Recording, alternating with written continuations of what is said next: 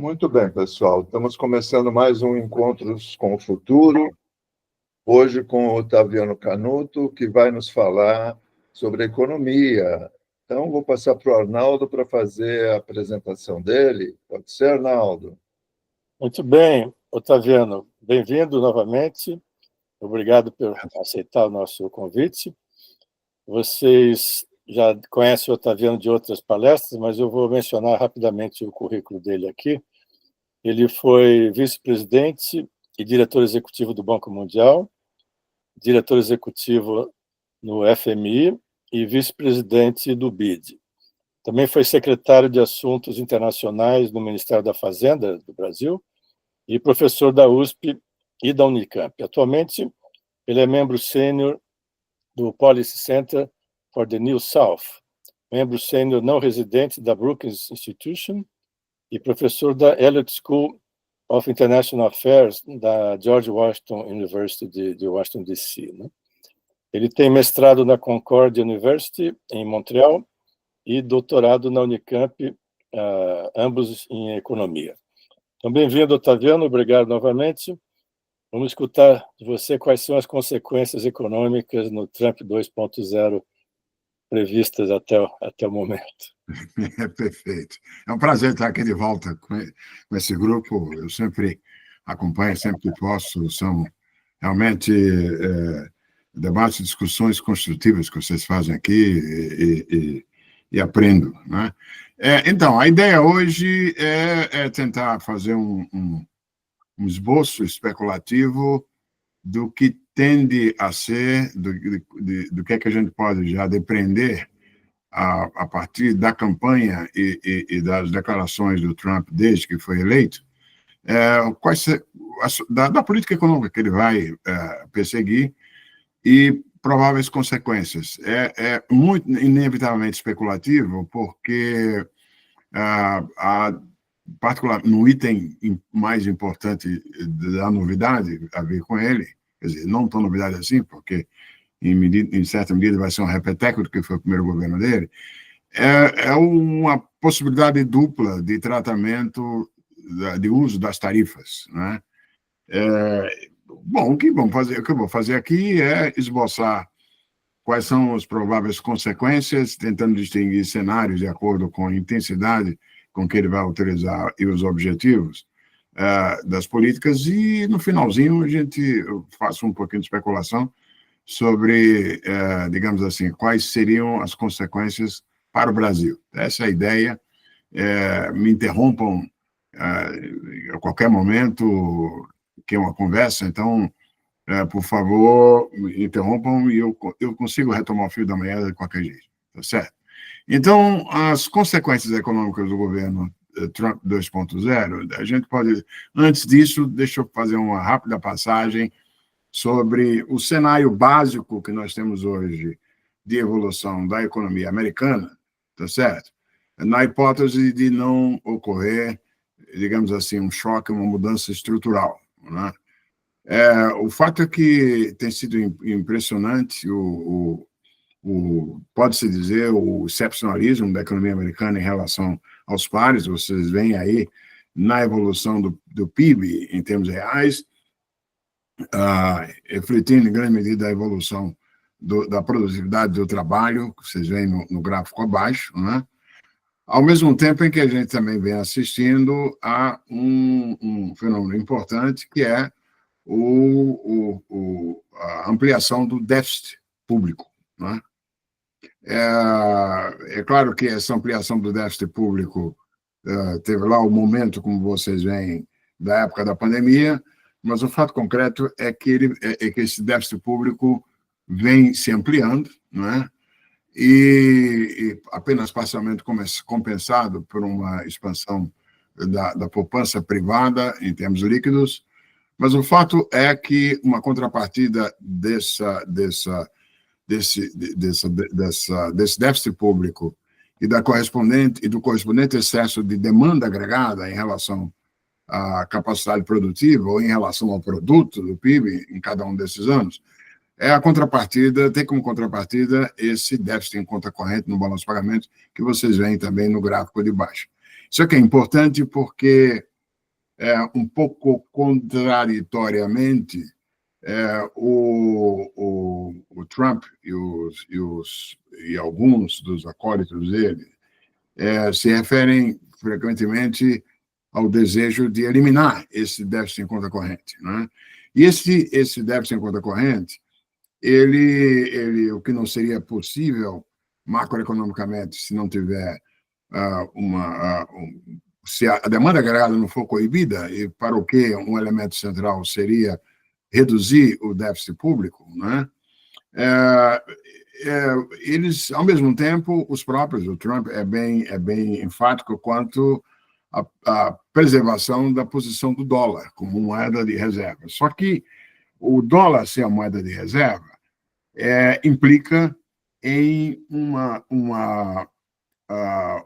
tendência a déficit em conta corrente do balanço de pagamentos, ou pelo menos na conta de capitais, se ter a aquisição de títulos americanos pelo resto do mundo, né, como forma de reserva, e se a natureza da moeda de reserva ser o safe asset, o ativo seguro, que serve de depósito.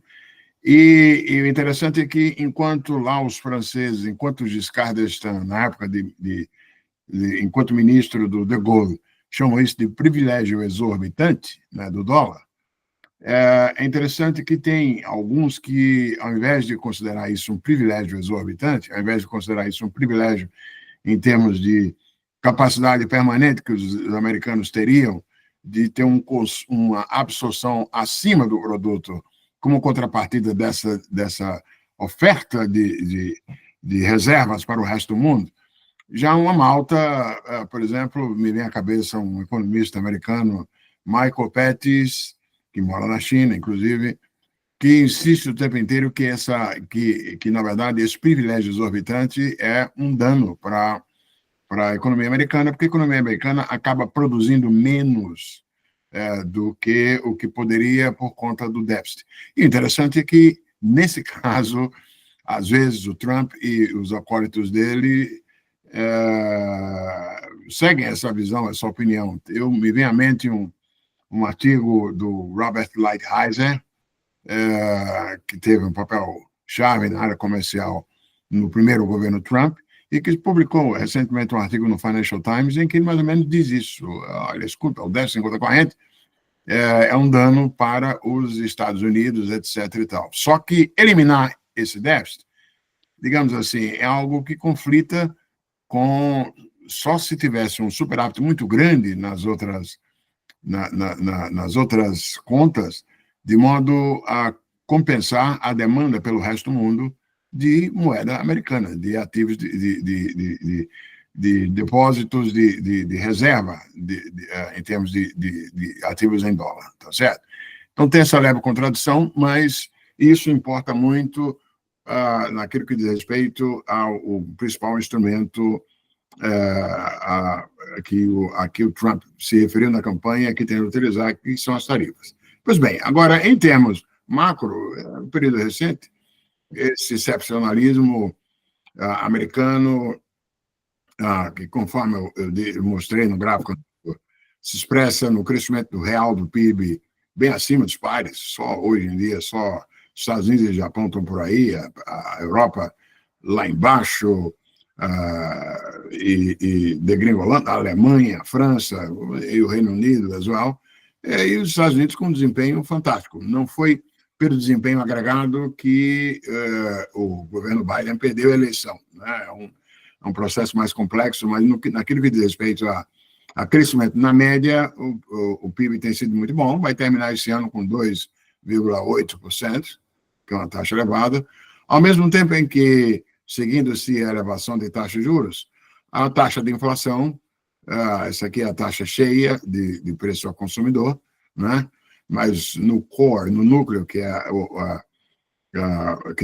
nos termos dos quais a meta do inflacionária americana é perseguida, a gente viu essa queda. Quer dizer, os aumentos de juros nos 2 últimos anos, eles levaram a essa queda da taxa de inflação. A taxa de inflação hoje não está, ela parece ser mais resistente à queda a partir daqui, principalmente por conta do componente de serviço, mas o fato é que se aproximou tanto da meta, que é os 2%, que o Banco Central, o Federal Reserve Bank, pode se dar o luxo de começar essa redução, a redução da taxa de juros que a gente assistiu no passado recente. Pois bem, eu já volto para ela, mas eu quero anotar o seguinte: além do aumento da produtividade, que vocês viram no gráfico anterior, tem o papel que foi cumprido pela imigração nos últimos 3 anos, né? 2 anos e agora parte de 2024.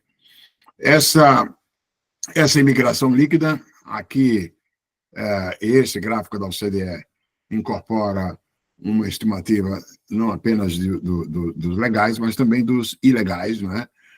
O fato é que o crescimento extraordinário americano desses 2 últimos anos seria impensável sem o ingresso dessas pessoas, o que permitiu a que, ao invés de restrições no mercado de trabalho, como se viu na pandemia, com o Great Resignation, né, o impacto negativo na força de trabalho, agora, nesse período mais recente, apesar do envelhecimento da força de trabalho, se viu o aumento no nível de emprego. O número de emprego hoje foi extraordinário, foi fantástico, por exemplo, e que não se defrontou com escassez de mão de obra por conta do ingresso de imigrantes, né? E, particularmente, em alguns setores. Quer dizer, seria impensável você ter a expansão, o emprego na construção ou nos serviços de hospedagem, de hotelaria, né, de hotéis, de restaurantes, etc. e tal, não fosse por essa imigração. Isso é importante porque um dos pontos da campanha do Trump diz respeito justamente à imigração. Pois bem, em termos como eu observei, a taxa de juros que teve próxima de zero durante esses anos, durante a década anterior, que subiram aqui, e mais recentemente subiram para conter a inflação, estão em declínio, mas há uma relativa convergência de opiniões que a taxa de juros vai, quando acabar este ciclo de queda, essa taxa de juros básica não vai voltar aos patamares pré-pandemia. E o novo normal, a nova taxa de juros normal, a nova taxa de juros natural nos Estados Unidos tende a ser visivelmente bem maior do que aquela que era na década anterior. E, enquanto isso, como eu observei antes já, o déficit estrutural bem elevado para uma economia operando em pleno emprego ou acima do pleno emprego. Pois bem, aí vem o Trump, né?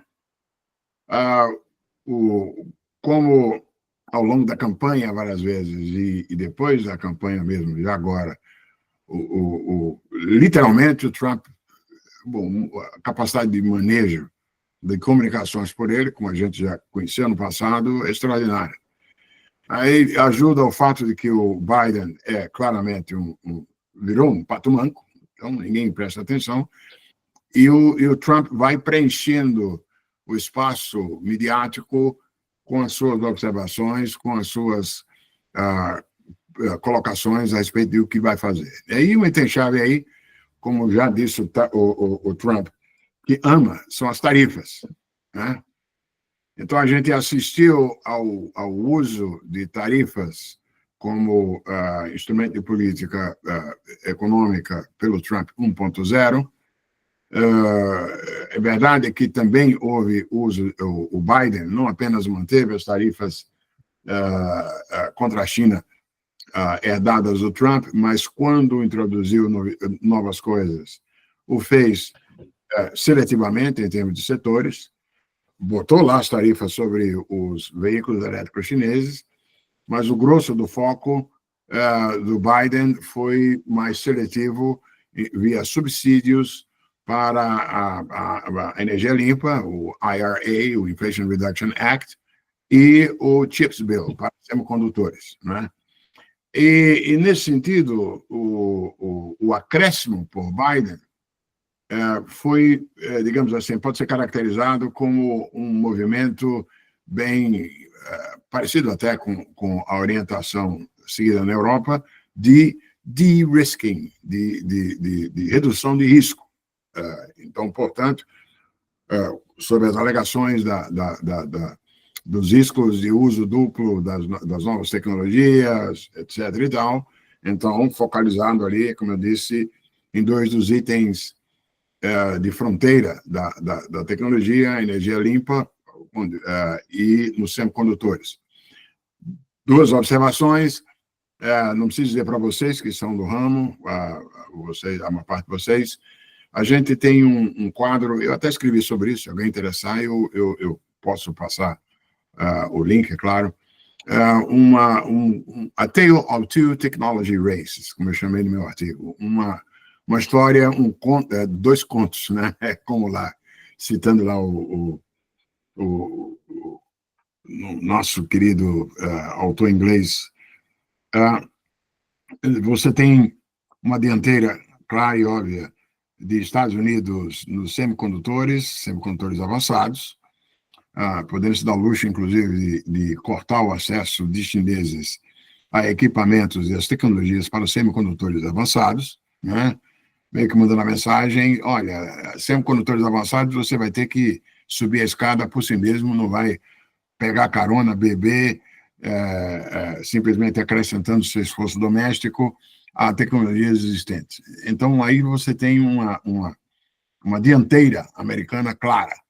E enquanto que, no caso da energia limpa, que é de uso, desenvolvimento de tecnologia usando a ciência já disponível, etc. e tal, os chineses conseguiram, estão bem na frente de americanos e de europeus, não por acaso, porque, afinal, o que a China gastou em termos de investimentos com energia limpa nos últimos 12 anos foi mais do que a soma do gasto em investimentos na área de energia somados de Estados Unidos e Europa, né? Então, você tem essa disparidade.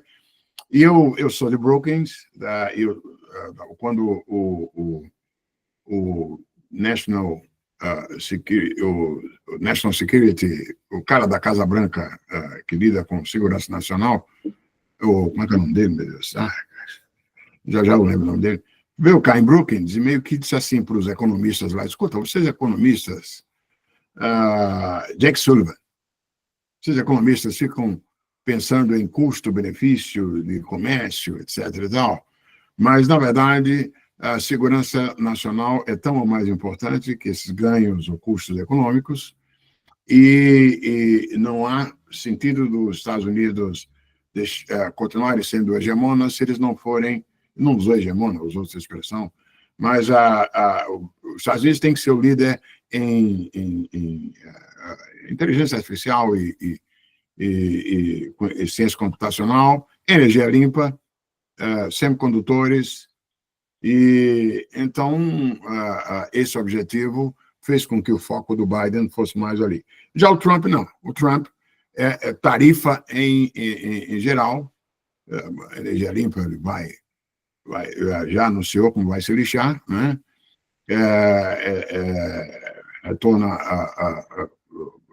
a investir em combustíveis fósseis, mas certamente aí se abre uma disjuntiva. Tem dois sentidos, 2 direções que podem ser tomadas, talvez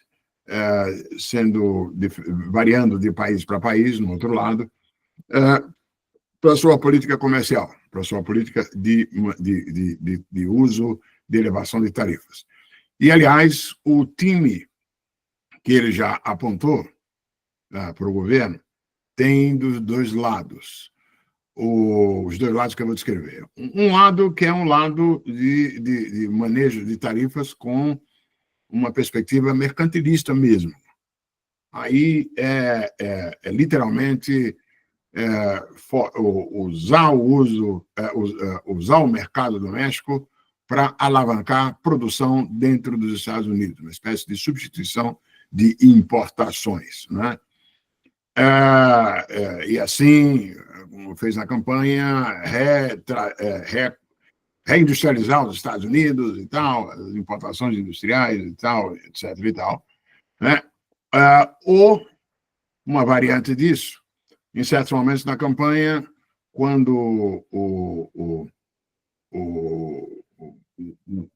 Trump falou sobre isso, ele também citou a possibilidade, literalmente, dos demais países, dos exportadores, desvalorizarem as suas moedas, de modo a manter o preço em dólar igual, apesar das tarifas, o que ele chamou na campanha isso de um modo de fazer com que os exportadores paguem as tarifas, né?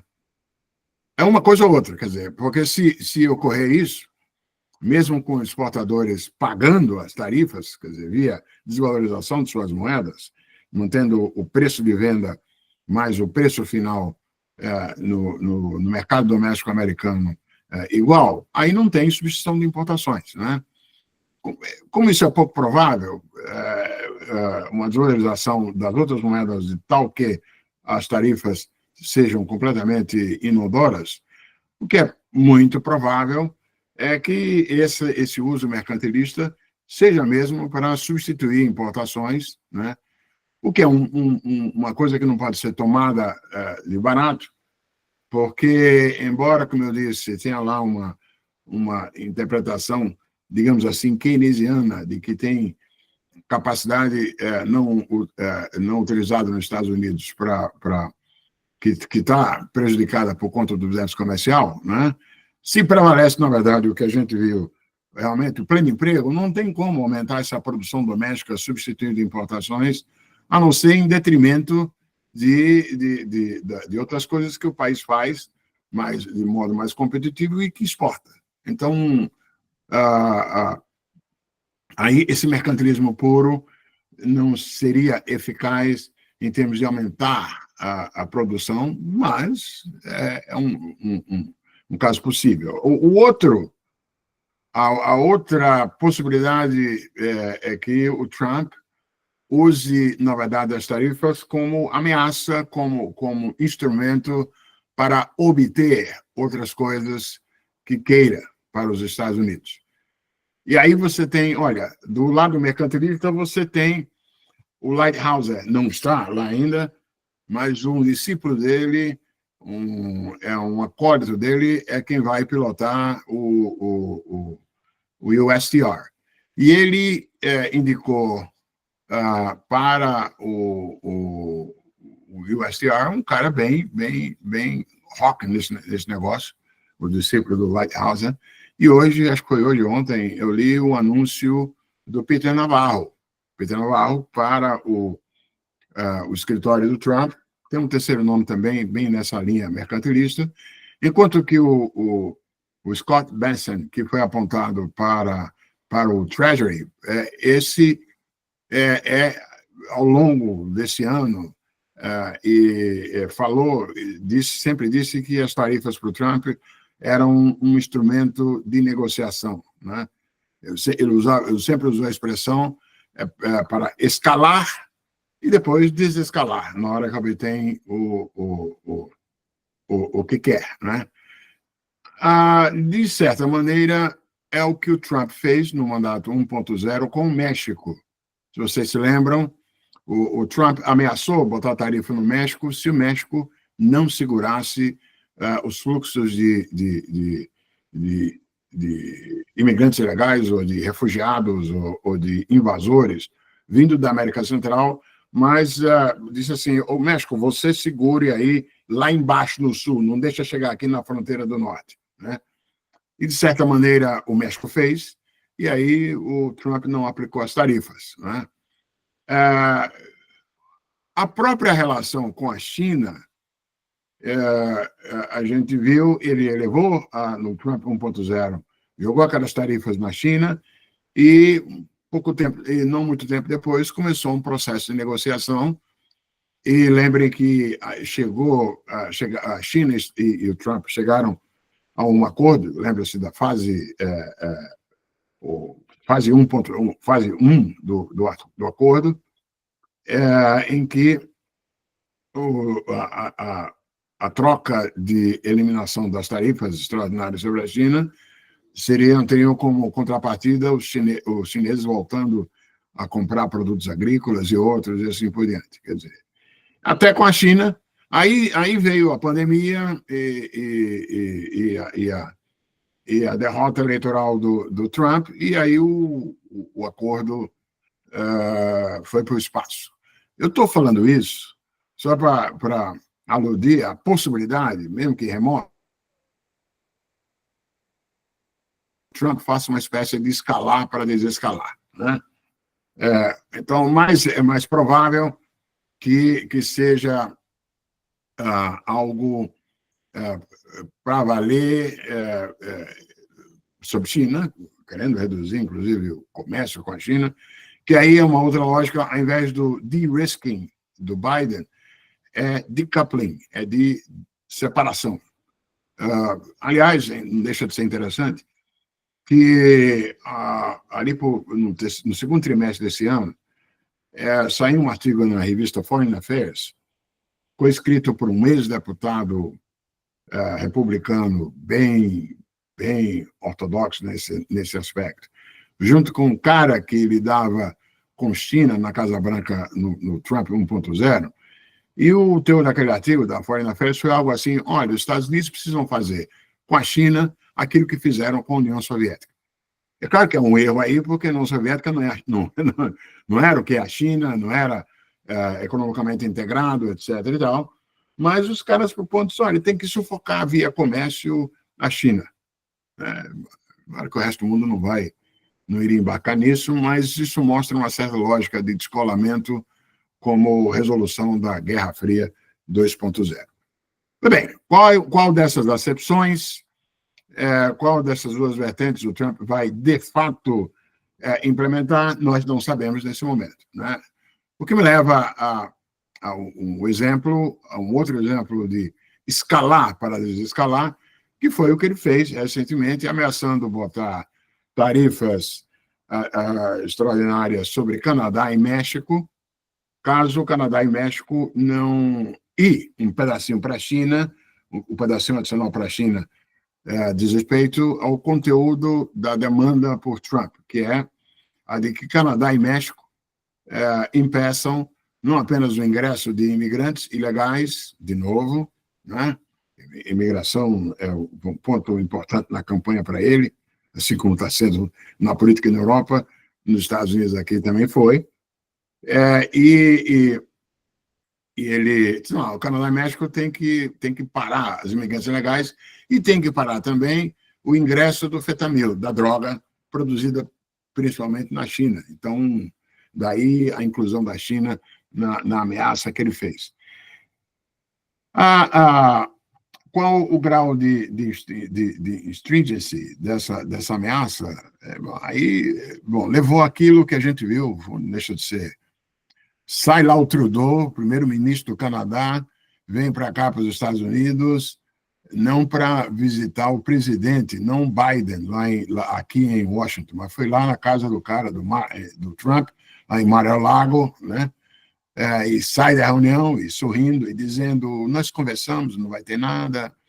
O México também, por sua vez, é claro, a nova presidenta mexicana não poderia ser tão assim, soando subserviente, mas o fato é que essa ameaça, digamos assim, pode até não se concretizar materialmente se os países prometerem, digamos assim, vai lá o Canadá e promete que vai ser mais rigoroso no impedimento aos fluxos migratórios ilegais pela fronteira, e também promete que não vai ser corredor para a entrada do fentanil chinês e assim por diante. Então, é possível se escalar para desescalar. Um pouco mais complicado é o caso da promessa de uso de tarifas para punir quem estiver anunciando ou querendo substituir o dólar como moeda. E aí ele falou uma vez isso na campanha, e agora, tem o quê? 2, 3 dias? Não, foi no sábado passado, soltou lá na social media dele, fazendo referência explícita aos BRICS, né? Ameaçando botar 100% de tarifa a quem quiser se livrar do dólar. O que, por sua vez, aí é complicado. Vamos ver o que é que vai fazer de fato. O que você pode esperar? Vai esperar que os países prometam dos BRICS, tipo o Brasil? Não, ele pode ter feito isso com o olho principalmente em Índia e China, mas o fato concreto é o que agora o Brasil vai dizer. Não. E há uma punição, há uma ameaça que não tem nada de concreto. Não vai ter moeda de BRICS, não vai ter. O que há em curso, mas isso aí, uma discussão disso nos levaria aqui para uma sessão inteira, é o uso de moedas locais, de modo a minimizar a necessidade de converter as moedas dos países em dólares ou euros, toda vez que exportasse ou importasse. A gente já teve um mecanismo assim funcionando na LAD, na América do Sul. É uma maneira de reduzir as necessidades de estoques de dólares para o comércio, né? Você simplesmente anota, toma nota, periodicamente faz uma compensação e paga apenas o saldo da conta, né? E aí minimiza a necessidade de estoques de dólares para intervir o tempo inteiro cada vez que se tem uma venda ou compra de produto. Bem, e a China já vem empurrando para isso, fazendo acordos bilaterais, até o Brasil já fez, a Argentina tem, de fazer em moeda local. O ônus para a gente aí no Brasil é que, como a gente tem um superávit comercial e de pagamentos com a China, se isso acabar sendo, de fato, implementado para todas as transações entre Brasil e China, o Brasil vai acumular estoques de reservas em renminbi, não em dólar, o que é, evidentemente, um ônus para o Brasil, né? Em termos de moeda componente da reserva. Mas o fato é que isso é a coisa concreta que existe, é a estruturação desse sistema, não apenas BRICS, mas com vários outros países, com a China no núcleo e os outros países bilateralmente fazendo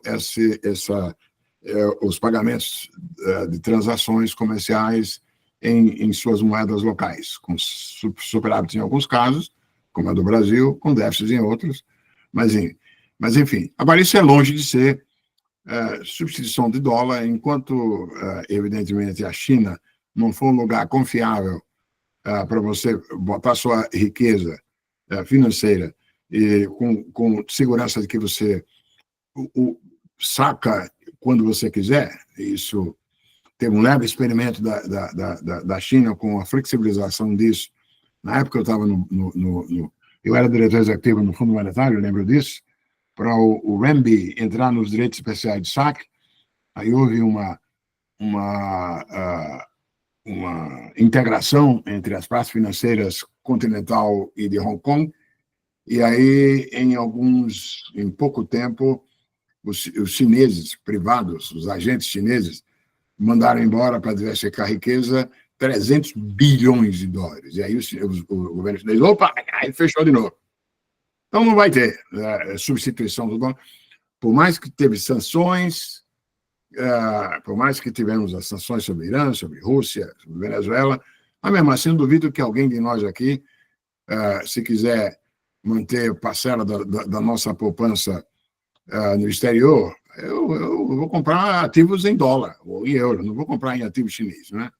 Então, essa substituição do dólar, ela é limitada. Eu não vejo como é que, se o Trump vier de fato com isso, como é que vai ter uma saída como a de declarações de Canadá e México e promessas, né? Então, as tarifas com esses 2 graus, né, ou escalar para desescalar, ou puramente mercantilista, é um elemento. E quais as prováveis consequências disso? Choques de preço nos Estados Unidos, né? Bom, nós vamos ter um dano para o crescimento econômico mundial.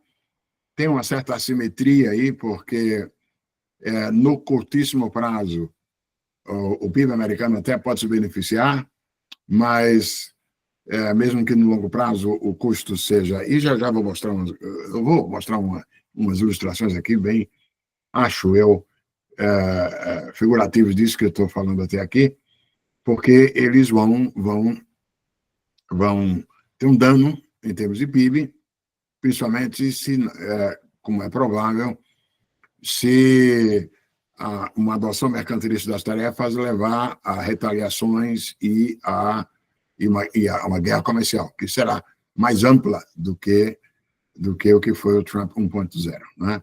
Pois bem, veja o que é que eu estou querendo explicar aqui com custos. Vem como, de fato, você tem um déficit comercial norte-americano, importações em todos esses anos acima das exportações, né? Agora, notem como os insumos importados, eles constituem uma parcela significativa do produto industrial em vários casos.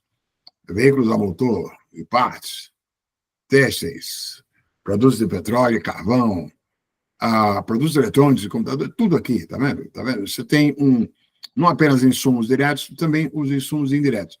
Isso significa dizer que aumento de tarifa sobre a importação dessas coisas aqui, desses componentes, vão impactar o preço disso tudo aqui, o custo, né? Em alguns casos, inclusive, prejudicando a exportação, itens aqui onde os americanos são capazes de exportar. A economia hoje integrada com as cadeias de valor como são, não dá para pensar em tarifas sobre importações sem levar em conta as consequências dessas importações mais caras, como insumo de outras coisas que o país faz, né? Então, isso aqui leva a choque. Não são coisas catastróficas, mesmo no cenário de tarifas bem elevadas, a gente está falando as estimativas de choques em termos de 1, 2 pontos percentuais da inflação, mas o fato é que, se leva a alguma coisa, a um choque de preço em muitos setores, né? Pois bem, é evidente também que o grau de vulnerabilidade de países em relação como resultado de uma guerra comercial com os Estados Unidos difere muito. Os 3 principais casos de vulnerabilidade são, além de Canadá e México, obviamente, pelo grau de integração, e são parte, né?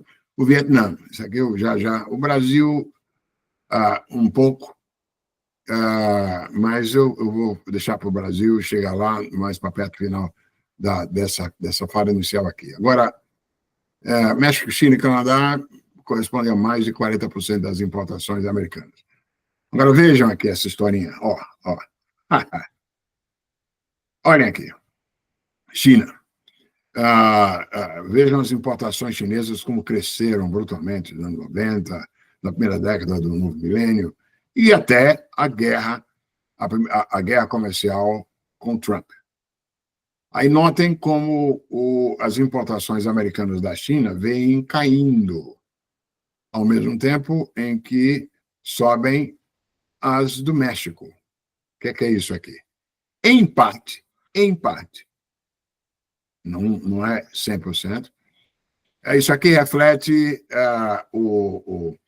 uma estratégia adotada em várias cadeias de valor, muitas cadeias de valor da China, que foi simplesmente pegar a parte final da cadeia e botar em outro país, os chamados países conectores, uma expressão muito feliz, alcunhada no Fundo Monetário Internacional. Países conectores, principalmente México, Vietnã, Malásia e alguns outros asiáticos, né? Porque aí, como a exportação vai para os Estados Unidos a partir desses países, aí escapam das restrições, né? Isso é importante realçar isso porque, evidentemente, que se o protecionismo, se uma ação mercantilista do Trump for para valer com a China, os países conectores não podem escapar disso. Então, vai ter uma demanda por grau mais restritivo de respeito a regras de origem, no caso dos países do sucedâneo do NAFTA, ou seja, o USMCA, né?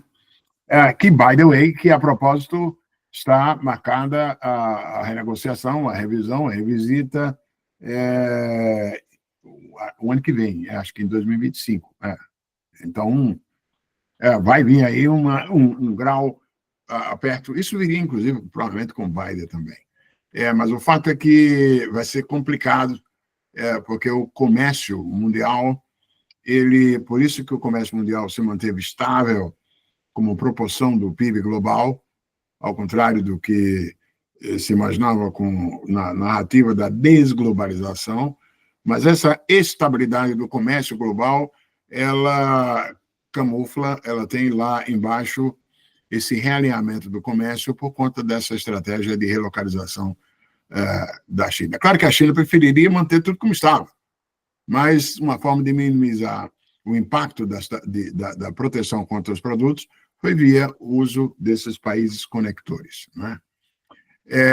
Mas pode-se estimar, eu estou apenas aqui para ilustrar, a malta aqui do National Institute of Economic and Social Research fez uma estimativa levando em conta o impacto das tarifas americanas, o efeito das retaliações e outras tarifas que pudessem ser aplicadas de modo temporário, e vocês veem como across the line todo mundo perde. O mundo perde no médio e longo prazo, mesmo que no curto prazo o PIB americano possa ter algum Pois bem, tudo isso sobre tarifa, que é central, mas tem que levar em conta que... Bom, e no caso da política fiscal e da política tributária do Trump? Aí nós temos uma dicotomia. Lembrem que em 2027 o Congresso aprovou uma isenção tributária corporativa e de impostos individuais.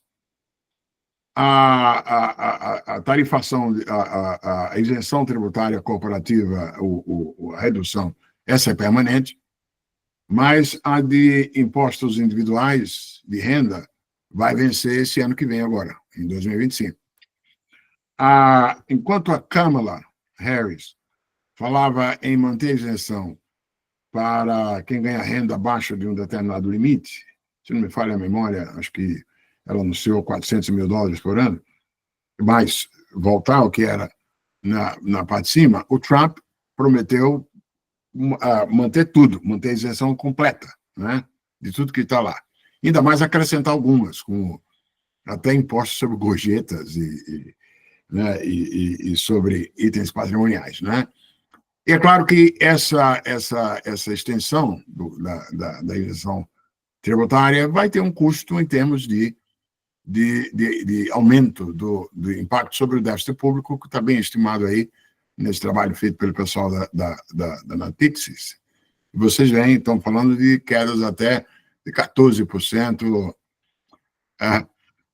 A propósito disso, o Trump e o Bessent também usou essa expressão, falou que não, mas não se preocupem porque o aumento de arrecadação via tarifas vai compensar essa perda de arrecadação. Eu não conheço um economista sólido, sensato, que tome isso ao pé da letra, que via elevação de receita tarifária você possa compensar a receita tributária que não vai ser obtida com a extensão, tá certo?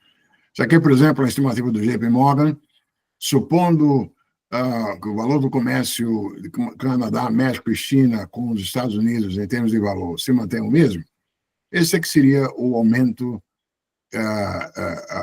seria o volume de tarifas coletadas como parcela das importações. Isso está longe de preencher. O Scott Bessent, o do Tesouro, quando perguntado sobre isso, ele disse, tudo bem, é verdade no primeiro momento, mas quando a produção doméstica estiver maior, ou seja, quando a substituição de importações acontecer, supondo que essa substituição de importações não se dá em detrimento dos outros setores, é que teria um item adicional. Na prática, o mais provável é que haja simplesmente um aumento do déficit público, né? Isso aqui eu coloquei para... Veja bem, isso eu peguei de um relatório do Alpine Macroeconomics que saiu hoje, achei muito interessante pelo seguinte, isso aqui é uma comparação das expectativas quanto às taxas do Fed, as taxas básicas, tá certo? Em setembro desse ano, comparadas com 4 de dezembro. E vocês notem como as taxas de juros esperadas estão maiores, estão mais altas, corroborando aquilo que eu coloquei num dos gráficos iniciais. Quanto ao resultado final desse processo, ser a expectativa de que esses choques de preços advindos das tarifas do Trump vão levar a um patamar mais alto de taxa de juros ao final do processo juros vão estar mais altos, né? E olha, interessante também, isso aqui foi justamente no dia do anúncio pelo Trump das tarifas sobre Canadá e México. Olhem como as moedas dos dois países desvalorizaram, exatamente no dia, tá vendo? E não voltaram ainda onde deveriam estar, né? Mas o fato que eu quero que guarde é essa tendência como resultado da política fiscal e tributária de um aumento do déficit, né? E não compensável via arrecadação tarifária. Bom, eu tinha mencionado também, como um item importante da política do Trump, a imigração. Não, tudo bem, deixa eu passar aqui rapidamente. Desregulamentação, isso aqui, a leitura de todo mundo é que isso aqui vai permitir um aumento de produtividade, porque supostamente o grau de regulamentação a que se chegou, principalmente no caso das novas tecnologias, está coibindo e a produtividade poderia aumentar ainda mais, tá certo? A ver, né? Mas é aí o papel do Elon Musk. E tem também ainda naquela coisa do déficit, a promessa e a suposta reorganização do gasto público que estará a cargo do Elon Musk e do outro cara lá, com o nome indiano, mas aí tem limites. O gasto com defesa vai ter que continuar aumentando. E por mais que o Trump pare os gastos derivados do CHIPS Act e do IRA, para poder realmente eliminar o déficit só com corte de gastos, teria que demitir o setor público inteiro. Não é provável. Agora, no caso da desregulamentação, isso pode ter, de fato, um efeito positivo sobre produtividade. Energia, já mencionei, a transição climática vai sofrer pelo fato de que a evolução será menos acentuada do que o que seria caso políticas proativas como a do Biden estivessem em curso, né? Mas o fato é que, bom, espero, como li no artigo do Financial Times ontem, que a transição climática sobrevive ao Trump, né?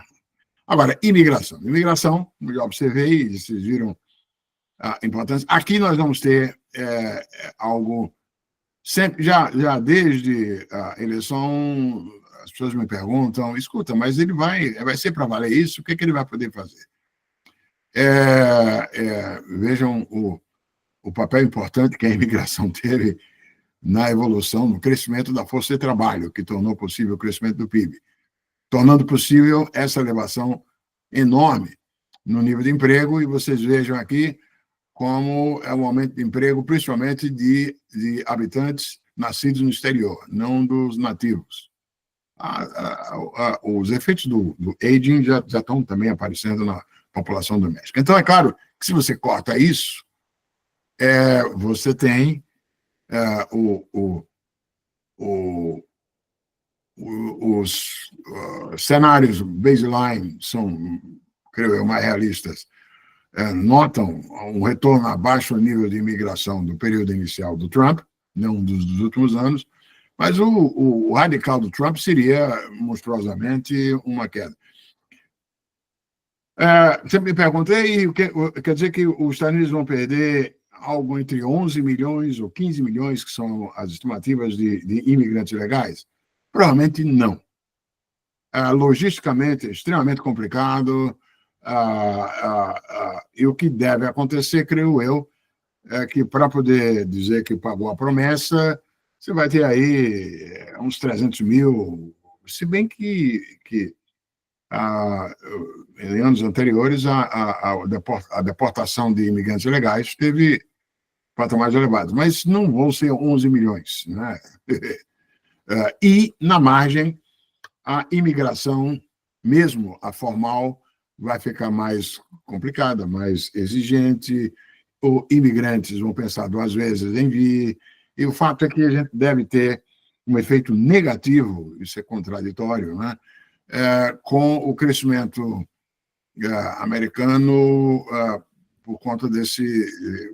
Mas esse é um conundrum, como eu abordei, fiz um estudozinho com um colega, e acho que vocês fizeram uma discussão sobre isso também aqui, o aging da população desses países maduros e ricos, paradoxalmente precisando de imigrantes, né, para suavizar o percurso à frente por conta de questões fiscais, por conta de questões, inclusive, de força de trabalho em muitos setores, mas o fato é que se conflita com esse sentimento anti-imigração, que é suficientemente forte para gerar a pressão contrária à imigração na Europa e aqui nos Estados Unidos. Mas, enfim, esse capítulo da política do Trump também é importante, né?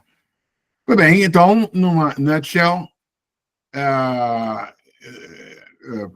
Trump pode trazer, via políticas tarifárias, a evolução do déficit da dívida também vai, digamos assim, tornar mais provável a elevação de juros nos Estados Unidos no horizonte mais de médio prazo, além do aumento no curto prazo por conta dos choques de preço, e a política de imigração. Basicamente, esses são os principais aspectos. Meu Deus, já estão 50 minutos para realçar do que a gente pode dizer. Só bem rapidinho aqui, e Brasil nisso, é claro que vale. É o seguinte, tem um Brasil, China, tem um triângulo, né, com Brasil, China e Estados Unidos. Observem como, em grande medida, essa expansão das exportações brasileiras para a China aqui tratou-se de substituição de produtos agrícolas americanos por produtos brasileiros. Tá certo? Eventualmente, se essa guerra comercial tiver uma guerra comercial 2.0 e com China usando essa substituição como retaliação, porque isso aqui não voltou, inclusive, tá certo? O que o Brasil ganhou de parcela de americanos não voltou. Tem uma rodada adicional, a ver, né? O Brasil, ao longo da campanha, o Trump se referiu ao Brasil como um país com tarifas muito altas, o que sinaliza que vai, eventualmente, querer negociar queda de tarifas, concessão de tarifas pelo Brasil, como contrapartida por não botar tarifa americana. O saldo comercial brasileiro ele evoluiu na última década de déficits para um equilíbrio, né, próximo de zero, por conta primeiro, importamos menos petróleo, com a produção doméstica de petróleo. Segundo, aumentamos bastante a venda de produtos agrícolas, de açúcar e vários outros. E apesar da potência agrícola americana, né?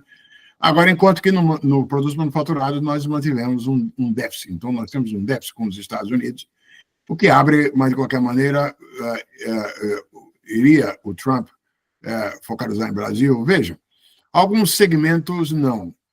Por exemplo, na área de material de transporte, onde a gente temos um déficit com motores não elétricos, mas temos um superávit, isso aqui é Embraer, tá certo? Isso aqui são os aviões e as partes de aviões. Aqui não temos concorrente doméstico, a gente continua viajando aqui dentro dos Estados Unidos, tudo em avião da Embraer ou da Bombardier, mas a Bombardier comprada é meio fora. Então, aqui não vem. Onde pode vir uma pressão é aqui, na metalurgia e na siderúrgica, até porque vocês se lembrem, temporariamente houve tarifa que o Trump 1.0 colocou, e mais recentemente, agora em setembro, os produtores de aço americanos queriam que o governo colocasse tarifa sobre o aço brasileiro, por mais que o Brasil fique dizendo o tempo inteiro que a gente exporta produtos semi-acabados, complementares, etc. e tal, mas o fato é que se há algum setor que vai ser priorizado pelo Trump para tentar bater, vai ser na siderurgia. O pessoal da siderurgia deve estar preocupado. A gente tem um déficit com o resto do mundo e um superávit grande com os Estados Unidos. Bom, e aqui foi só para... Então, é claro que juros mais altos e valorização cambial do dólar, porque, como vocês viram, no exemplo do Canadá e México, mas isso é mais geral, valorizou o dólar em relação ao euro, valorizou em relação ao real, aos emergentes tudinhos. É uma combinação que financeiramente talvez traga ondas de choque para o Brasil que vão para além da conta corrente, né? A gente sabe disso muito bem. Isso aqui foi só para lembrar o seguinte, para quem estava na beira de ser desclassificado e cair para a segunda divisão, olha só que beleza nos últimos 8 jogos, hein? Vai, Corinthians. Obrigado. Tá bom, tá certo. Vou pedir para os colegas que levantem a mão para fazer as perguntas, depois da minha pergunta e do Arnaldo. A primeira questão, assim, eu vou levantar uma dúvida, que é o papel que a Europa vai ter nas relações com o Mercosul agora, né? E em relação ao que hoje você tem com os Estados Unidos. Como é que vai ser essa maior concordância, maior entendimento entre Mercosul e Europa com a entrada do Trump e com esse quadro que você mostrou?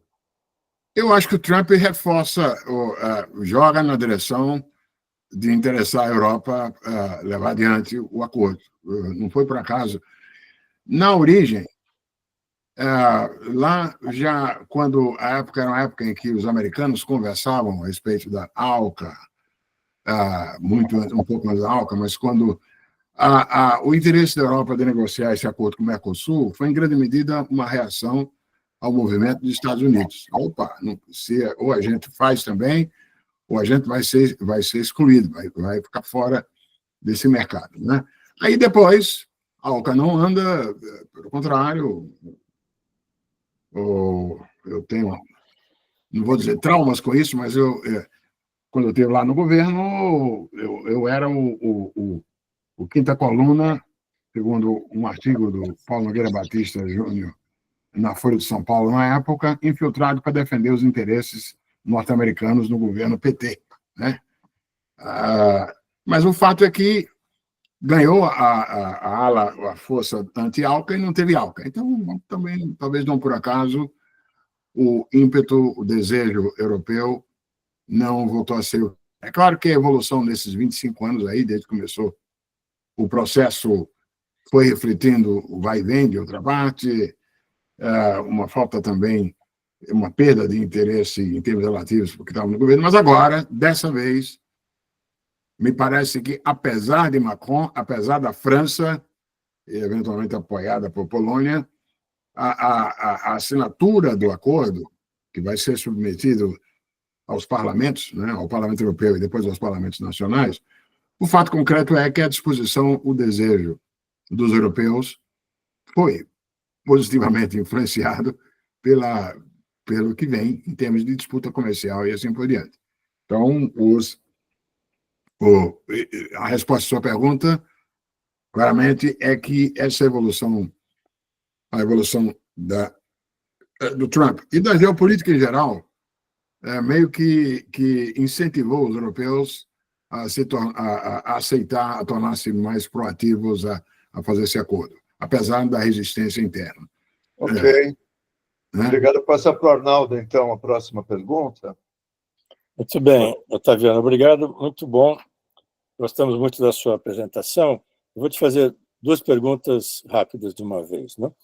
A primeira é, quando você via aquelas entrevistas dos americanos saindo da votação, parecia que estavam atribuindo a inflação e a imigração os principais motivos de terem votado no Trump, né?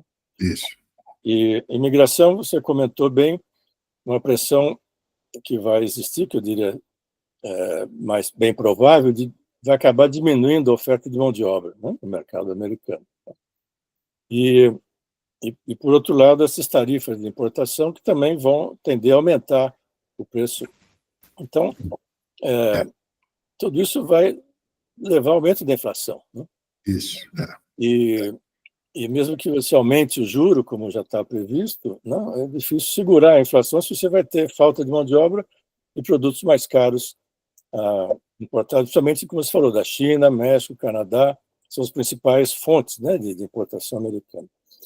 Então, é impossível que não tenha uma pressão, né, política popular no momento que vai aumentar a inflação, quando isso era uma promessa de campanha que vai ser muito difícil cumprir, né, principalmente se ele quiser cumprir os outros dois, né? Isso. Então, essa pressão que pode acontecer vai tender a diminuir a pressão contra a imigração e contra as tarifas, né? Então, a questão é que se você acredita que pode haver realmente essa pressão popular. E a última pergunta, olhando para o Brasil, Trump 2.0, Lula 3.0 e dólar 6.0. Isso vai a 7.0 ou tem alguma chance de baixar a 5.0? Isso aí. Tá. Olha, e, de fato, quanto à sua primeira pergunta, há uma esperança de muita gente que esse seja justamente um fator atenuante do desejo do Trump de recorrer a um uso massivo de tarifas por conta desse efeito aí. O pessoal fica sonhando que o Bessent vai lá explicar para o Trump, veja, cuidado que isso aí vai dar. Lembrando que isso é um choque de preços, é uma inflação temporária, né? Mas que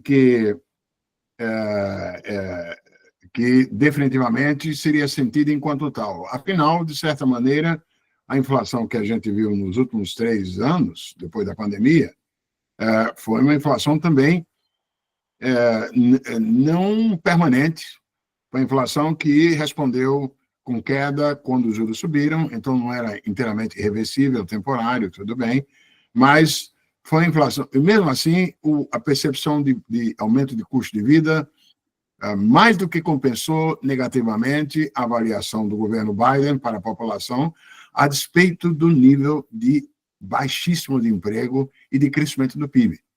Esse é que é o paradoxo, os dados que eu mostrei para vocês. Mas a economia deixou de ser economia, estúpido. Não é que, aliás, o Larry Summers observou recentemente que todos os 3 casos de presidentes dos Estados Unidos que não conseguiram se reeleger desde Lyndon Johnson foram casos em que não conseguiram mais do que um mandato, foram casos em que a inflação foi alta no período. Então, realmente, o dano em termos de popularidade que a inflação fez sobre o governo Biden mais do que compensou o nível de emprego. Aí aquelas análises, olha, desemprego afeta só alguns, enquanto que a inflação impacta negativamente todo mundo, etc. E tal. O fato é que acabou pesando muito mais contra o Biden do que enquanto que a economia estava bombando em termos de PIB, em termos de emprego, etc. E tal. Então, definitivamente, o Trump pode ouvir e deter-se na ambição tarifária por conta desse fator. São uma mistura de esperança com análise. Com um detalhe, eu me lembro de ter visto uma vez um trabalho, um cara do NBR, observando como as tarifas do Trump 1.0, você teve várias listas. Agora, elas começaram com equipamentos e certos componentes, de modo a minimizar o impacto inflacionário. Depois é que elas cresceram até os bens de consumo, né?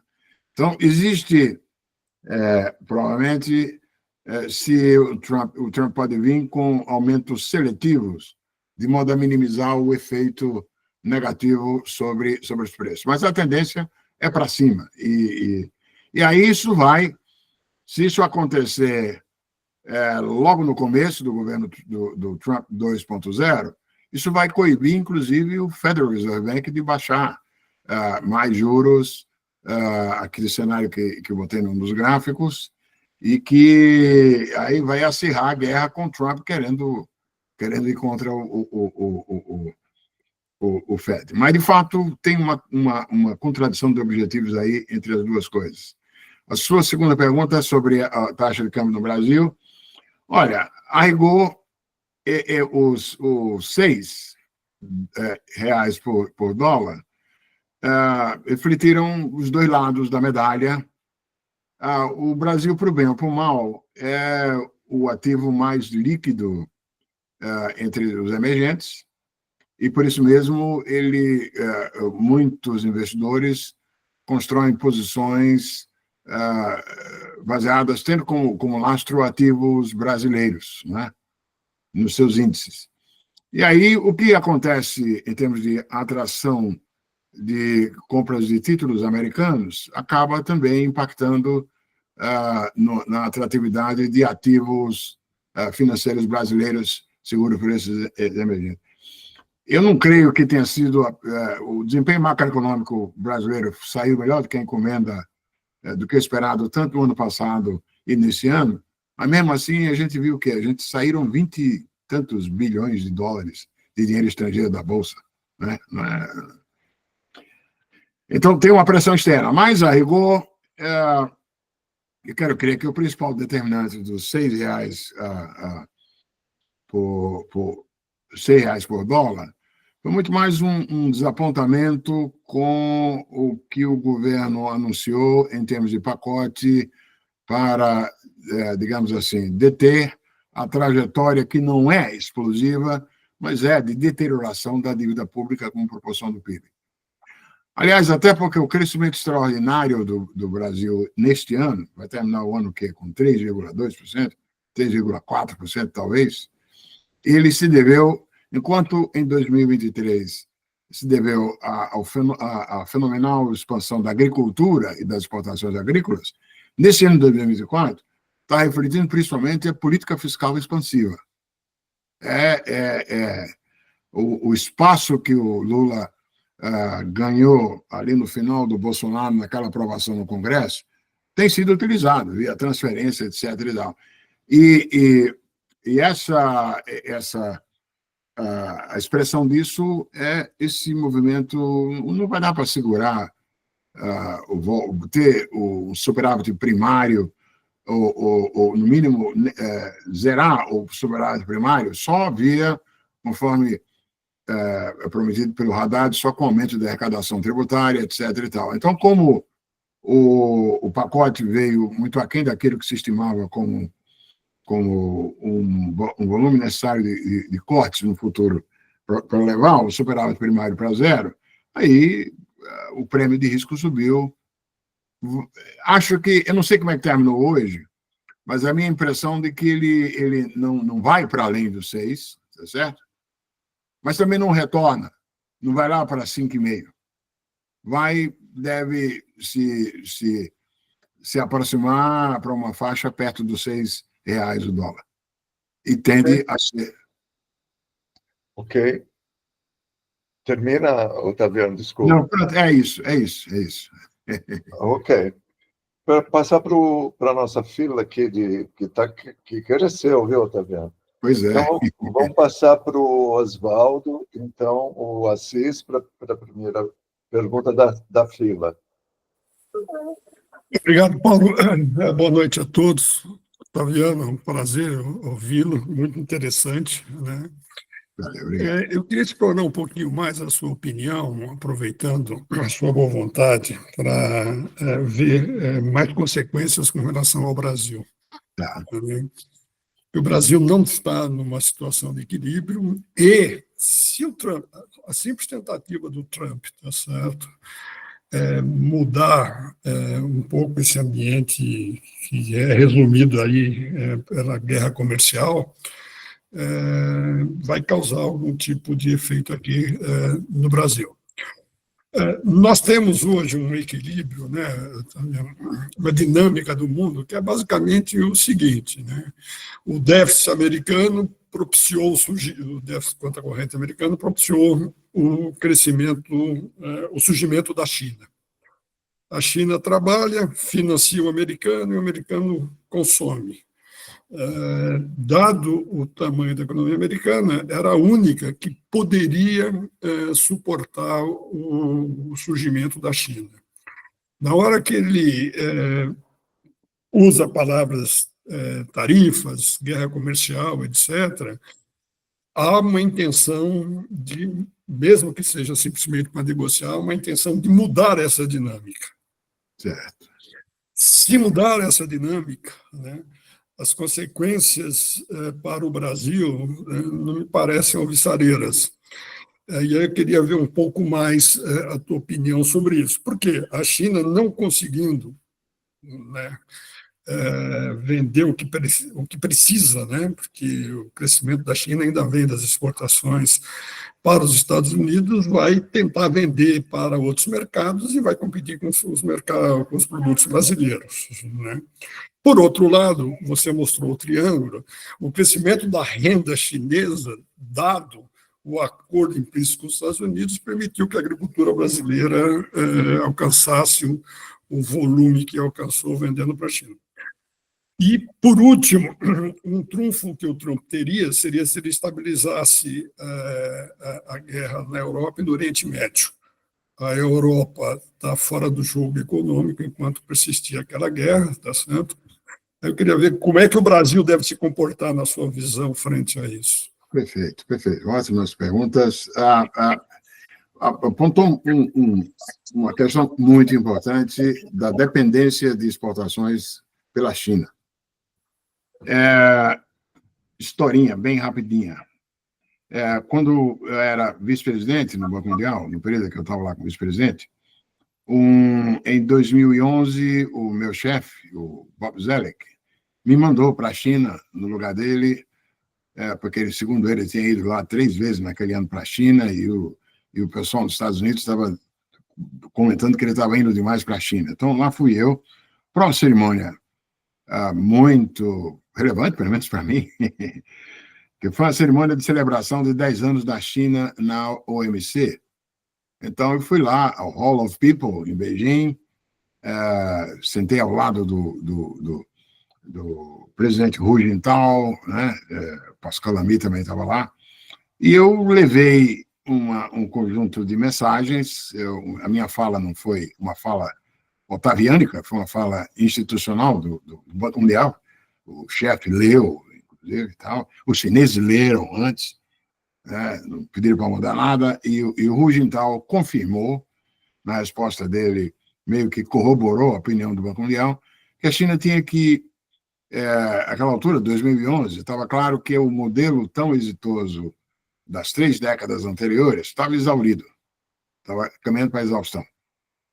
Que a China teria que evoluir é o que o Hu Jintao chamou, na fala dele, de rebalanceamento, que precisava depender menos de saldos comerciais com o resto do mundo, porque só com saldos comerciais que era possível o nível de investimento da China chegar a 45% do PIB, né? E, ao mesmo tempo, consoante com isso, um subconsumo. Até hoje, a proporção do consumo no PIB chinês é das mais baixas em qualquer outro país comparável, é baixa. É um modelo que se serviu com as características de pouco consumo doméstico, lucros, salários elevadíssimos, mas isso viabilizado pelo saldo comercial. Então, o Hu Jintao diz, olha, está na hora da gente começar a rebalancear, aumentar o consumo, talvez investir menos, vai ter um crescimento um pouco mais baixo, mas mais sólido, etc. E tal. E a mensagem do banco era a da importância de ter, da China, reforçar o sistema de proteção social. Sem o reforço do sistema de proteção social, as famílias chinesas não poupariam tanto quanto elas poupam até hoje, porque lá, se você não poupar, está ferrado se ficar doente, está ferrado quando ficar velho, principalmente com um filho só, ou 2 filhos, porque a aposentadoria não é como a nossa, né? E necessidades de saúde, enfim. Então, a não ser que haja um reforço do sistema de proteção social chinês, a família chinesa vai continuar poupando muito, não consumindo, né? Então, a mensagem nossa era essa: falta de proteção social, ideal. É impressionante. Você compara a cobertura do seguro-desemprego dos caras lá, sabe? É abaixo de qualquer país comparável aqui na América Latina. Não estou falando só de Brasil, não. É qualquer outro. Os caras realmente... E eu sou coautor de jovens chineses e conheço alguns chineses muito bem e tal, os amigos e tal. E toda vez que eu pergunto a eles sobre por quê, assim, mas corte, não teve, os chineses não fizeram essa reforma de proteção social nem a pau, né? É a mesma coisa. E por isso, inclusive, continuam tão dependentes de saldos comerciais.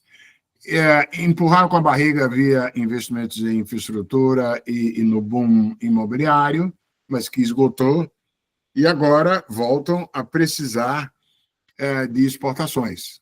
Só que agora, dessa vez, primeiro, não é a China pequena, já é uma China grande.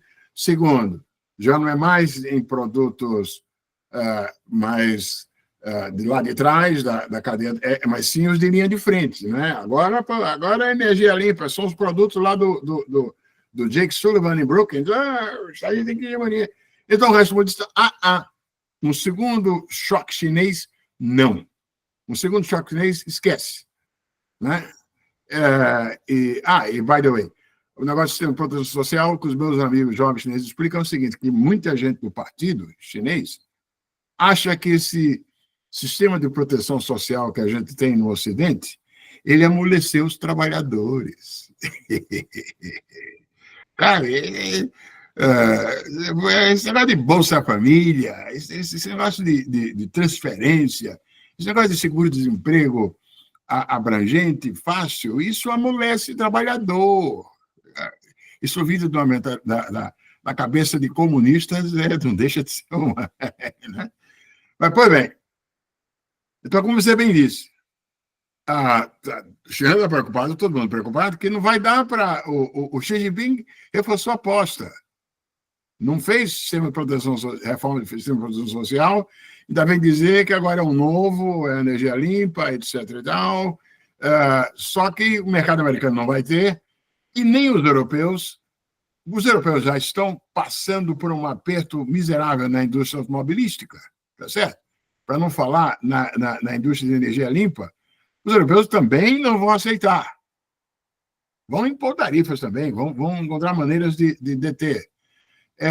Aqui no Brasil, não foi por acaso que foi aprovada essas tarifas especiais sobre a importação de aço da China, não foi? Então, vai haver uma reação do Ocidente, digamos assim, prejudicando a tentativa certamente, o crescimento da China ele mudou para um patamar mais baixo, para patamares mais baixos, Esse ano não vai fechar com 5% da meta oficial. O Fundo Monetário, em outubro, estimou 4,5%, a OCDE ontem veio com 4,7%, e é disso. Oi, tem alguém com Então, olha, e como a China é um importante nosso, você tem toda a razão em realçar que o efeito, eventualmente, da política do Trump não tem o efeito da substituição, o efeito potencial de substituição da produção agrícola americana pela brasileira, mas tem um efeito também, nesse caso negativo, que é se reduzir o ritmo de crescimento da China, aí reduz a dinâmica de importação nossa de commodities. Tem toda a razão. Ok. Olha... Obrigado, Otaviano. Bom, nós precisamos diminuir o tempo aqui, porque estamos com pouco tempo. Então, tem o Tiago Fernandes de Freitas agora para fazer a pergunta. Vamos lá, Tiago. Não, joia. Pessoal, boa noite. Duas perguntas. Primeiro, como você vê o papel do dólar, né, que está aí essa tendência de alta, eu digo dólar global, sabendo que é um país com déficit gêmeos, né, então déficit no conta corrente, déficit fiscal, que agora ele tem uma despesa de juros, então tem uma despesa de serviço de dívida e despesa nominal, né, antes não tinha, era juro real negativo. Então, essa é a primeira. Como você vê isso a médio prazo, né? E a segunda pergunta é qual a sua opinião em relação à moeda fiduciária, porque eu acho que agora a gente está vivendo num mundo de muita dívida, né? E eu acho que está começando a ter um questionamento do tema moeda fiduciária. Tanto é que, nesses últimos anos, a gente está vendo ouro subir para caramba, a gente está vendo criptomoeda, a gente está vendo, eu não vou comprar, não vou ter minha renda, meu dinheiro na moeda da China e vou ter nos Estados Unidos. Os Estados Unidos foram lá e tomaram o dinheiro dos russos, por exemplo. Então, como você vê, e eu estou dizendo aqui do nível de você confiscar o capital, estou dizendo moeda fiduciária do nível de repressão financeira, por exemplo. Tá. Eu não creio que as sanções aplicadas pelos Estados Unidos sobre Irã e Rússia e Venezuela tenham tido tanto efeito, a não ser para esses próprios países, e talvez um pouquinho para os que têm receio de ser objeto de sanções. Com um determinado momento, até a Arábia Saudita teve, depois de ter matado lá aquele jornalista, etc. Mas aí, o resto do mundo, não tem por que investidor brasileiro estar preocupado com sanções sobre o Brasil. Então, o negócio das sanções, o efeito das sanções sobre o dólar como reserva de valor é muito ampliado, é dito por russos, chineses, não tanto para brasileiros, mas é uma questão relevante, né? Aliás, paradoxalmente, o Trump, na campanha, prometeu que não iria utilizar muito sanções financeiras, ia usar tarifas, mas não sanções financeiras, que sanções financeiras não ajudam, etc. e tal. Então, eu sinceramente não vejo na questão das sanções uma variável relevante nesse aspecto. Agora, cripto já está bombando, porque a agenda de desregulamentação e as manifestações favoráveis pelo Trump ao longo da campanha, Bitcoin, inclusive, não apenas isso, mas que Bitcoin, que é uma versão radical, mas anárquica até, né?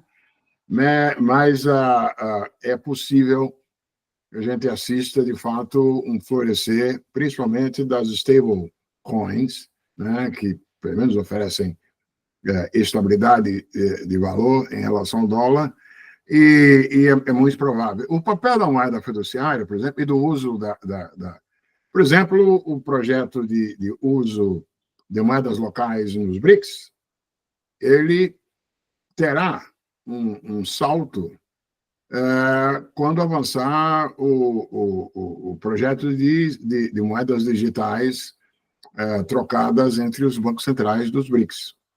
A digitalização O paradoxo é que esse projeto teve o suporte do BIS, do Bank for International Settlements. Isso é um paradoxo. Depois que estirar o time, mas já era tarde. Os chineses já tinham... Então, tem, de fato, um futuro na digital. Os Estados Unidos estão atrasados nisso. Nós estamos bem, nós temos um Pix da vida, né? Aqui você está longe de ter ainda um Pix, né? Então, o futuro da digitalização e criptomoedas fazem muito bem. Eu não creio, o fenômeno do ouro, você tem toda a razão. Esse talvez seja, provavelmente, a valoração do ouro nos últimos tempos deve ter refletido o caso de países com medo de sanções, literalmente. A China comprou muito ouro, a Rússia comprou ouro, etc. e tal, mas eu não imagino que a gente possa ver até um sistema monetário global baseado em euro, porque não é por acaso que o euro ficou para trás em relação a moedas nacionais nas décadas pós-guerra, né? Agora, voltando aos Estados Unidos, a trajetória de endividamento, inclusive com juros altos e os déficits gêmeos, por enquanto ainda não é um problema, porque o resto do mundo continua justamente querendo comprar ativo, papel americano. Agora, é evidente que, com o passar do tempo, se não no curto prazo, se não a médio prazo, se essa trajetória mantém uma rota explosiva, aí os vigilantes começam a, espera aí, esses americanos vão eventualmente chamar calote aqui, vão forçar alguma coisa, aí a gente pode assistir uma debacle. Mas, por enquanto, nesse momento, a combinação de déficit, mesmo mais altos, 7% esse ano, dependendo do andar da carruagem, pelo que eu falei, pode chegar a 8% o ano que vem, né? Com juros altos alimentando isso também, mais altos, vira explosivo, mas ainda não está lá. Ok. Passar para o Barros, então, para a próxima pergunta. Lembrando que estamos com pouco tempo. Boa noite a todos. Professor Canuto, agradecemos o seu tempo e o conhecimento compartilhado. Pergunta bem objetiva: quais as possíveis reações do governo americano e que impacto teria no nosso país, no Brasil, se avançar o projeto de substituição do dólar nas transações comerciais? Olha, eu quero crer que se tiver uma indicação clara disso, o Trump vai ser obrigado a cumprir o que prometeu, botar tarifa. Quem vai sofrer, se não tarifa de 100% geral, como ele colocou na mídia social dele, mas algumas tarifas seletivas. Isso vai lascar com a nossa exportação de produtos siderúrgicos. E é uma situação difícil, porque o que é que... evidentemente que ninguém pode esperar que, a essa altura, Brasil ou Índia, por seu lado, faça alguma declaração, algum anúncio significativo, jogando contra o resto do grupo de BRICS, né? Um tipo de promessa que seria aquilo humilhante que o Trump poderia dizer: tá bom, então tá vendo, olha, mas olhe lá, se você voltar a fazer isso, eu te ponho tarifa. Então, é possível que a gente tenha, que acabe assistindo alguma coisa. O que eu adoraria, o que eu preferia, era que o nosso presidente Lula contesse um pouco de entusiasmo.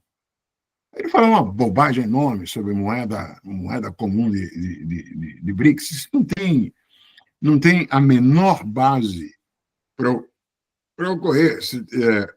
O que é? Vai ser os outros países todos adotarem a moeda chinesa como no lugar do real,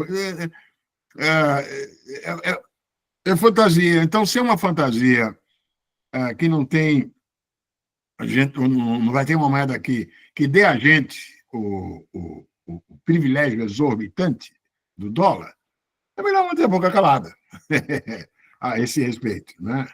É certo. Adianta a substituição de moedas locais, que não é boa de qualquer jeito para o Brasil. Ok, obrigado. Passar para o Armando Araújo agora para a próxima pergunta. Estamos chegando ao final, mas vamos lá. Obrigado. É rapidinho.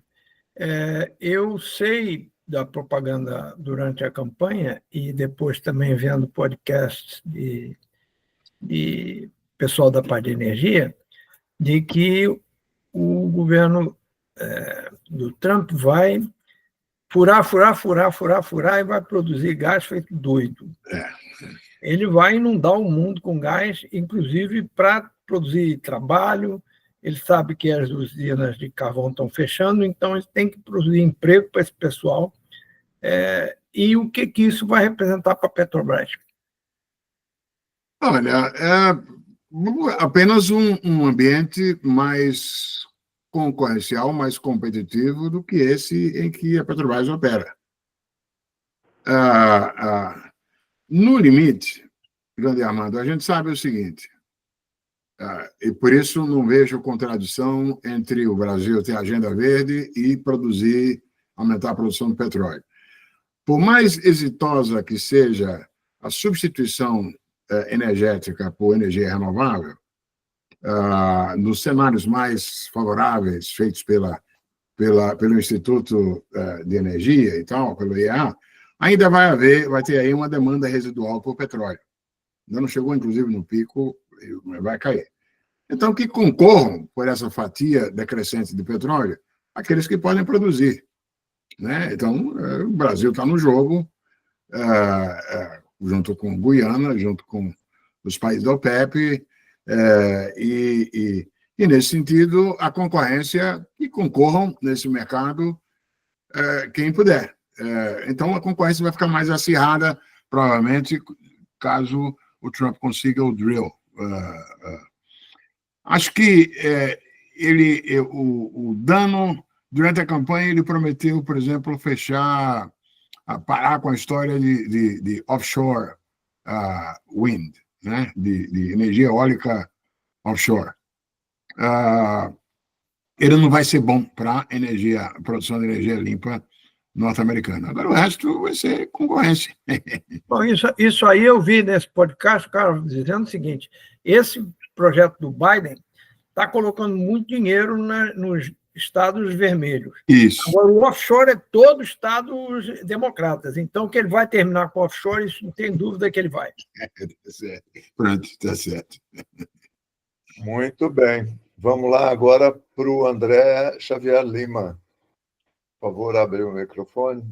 André. Obrigado, parabéns aí pela excelente palestra. A minha pergunta vai na linha aqui do tópico do Armando, que é petróleo, tá? O drill. Mas não na questão do longo prazo. Eu estou pensando aqui no curto e no médio prazo, né, que o drill, você, não só a questão do gás, né, que hoje você já tem Henry Hub em spot a 1,50, alguma coisa assim, mas que o preço do petróleo.